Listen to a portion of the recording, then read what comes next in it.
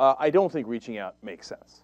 Now, that seems to be against conventional wisdom. Whenever you turn on television or listen to any of the respectable commentators, they will tell you, no, you have to find consensus. Consensus is the way to go. Keep reaching out, keep reaching out, keep reaching out. So why is it a bad idea? All right, number one, as I've explained before, it's counterproductive because if you want real bipartisanship and you want Republicans to actually join you and vote with you, which is the most important thing, right? You can't do it by politely asking them. How do we know this? Because Obama's already tried and he's gotten 0 votes. I'll give you a perfect example of it from yesterday. They introduced pay-as-you-go legislation for deficit reduction. That means if we are going to spend any new money, we have to make sure that it's deficit neutral, and we have to either take the money out from other programs or maybe even raise taxes. Now, mainly it's taking money out of other programs. Now, this should be a top Republican priority because they claim that they want deficit reduction. That's one of their giant issues, and that the Democrats spend too much. Well, here the Democrats are saying, all right, you win, everything will be deficit neutral, right? Every single Republican voted against it. Ideologically speaking, philosophically speaking, that makes no sense. In fact, the Republicans were the ones that were asking for this earlier. So, look, they're opposing him for the sake of opposing him. He could put together a bill that says Republicans are the greatest party in American history and the Democrats suck. And they will vote against it. They'll be like, oh, Obama put it up? No, all 40 against. Okay? So, obviously reaching out politely is not working. They think they're geniuses and they're onto something. They're like, look, we oppose them wholesale and then we won in Massachusetts, and Virginia and New Jersey. So that must be the right political path. So they're going to go down that path. Now, how can you get actual bipartisanship? The way Bush and Cheney did. They say, you vote against me in the Iraq War and we will crush you. We'll say you're weak. We'll say you're pathetic. We'll say you're anti-American. We'll say you're in league with the terrorists. And what happens? Including Hillary Clinton, John Kerry, all those people. Oh, okay, please don't do that. I'll be bipartisan. All of a sudden, you got bipartisanship, right? Bush got bipartisanship on the Iraq War, which was a disastrous idea. He got bipartisanship on the largest tax cuts in history, which destroyed our budget and caused enormous deficits.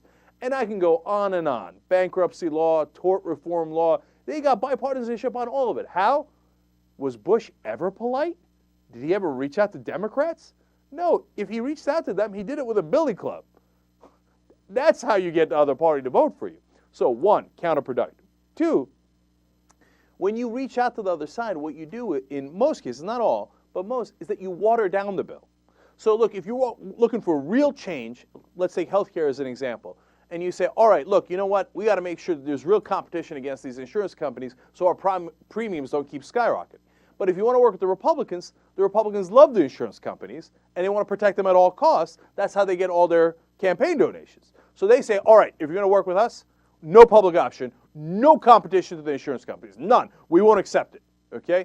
So all of a sudden, you take that part out, and now the bill's much worse because it's not going to contain costs. Now, the Republicans pretend to care about the deficit, but the public option, as an example, would lower the deficit, but the Republicans don't want it. So you just made the bill worse for the American taxpayer. You made it worse for the deficit. Why? Because you were reaching out. And in the end, after you did all that, did they vote for you? No, they still didn't vote for it. So you actually, in 9 out of 10 cases, when you reach out to Republicans who are not, if you reach out to them on an ideological basis, I got no problems. But these are not ideological positions. They're part and parcel of corporate America. They're a wholly owned subsidiary of the Republican Party. So when you reach out, you get less change, less reform, because that's what their whole point is. Point number 3. Look, if you're busy trying to be nice to the other guys, you can't make your case as well. They're out there saying death panels, and you're a Maoist, and you're a radical uber left, Castroist. They're making up words, right? And they're saying that you're going to kill people's grandmas. On the other hand, you're saying, how can I help you? Okay, now look, let me give you a perfect example of why that's so important. So if you're worried about offending the Republicans, otherwise they won't vote with you, well, then you can't take the fight to them. So, for example, rescission is something they're trying to fix in the healthcare reform.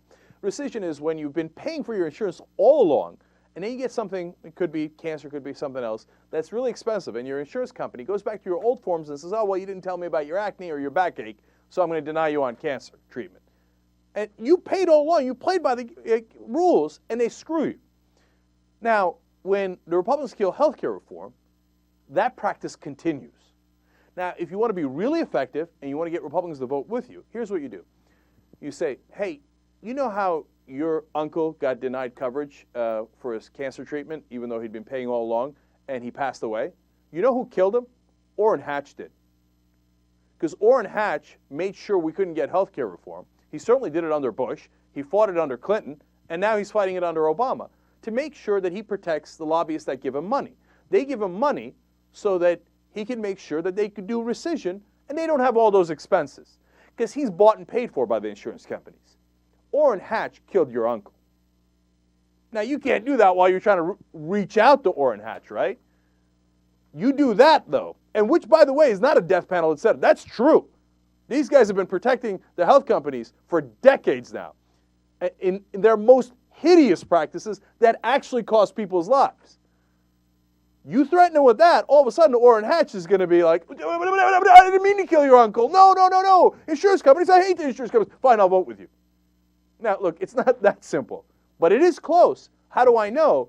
It's not because, again, not because I want to be a tough guy, not because I think that's always the right policy. No, I know because of practical reasons. I saw Bush and Cheney do it.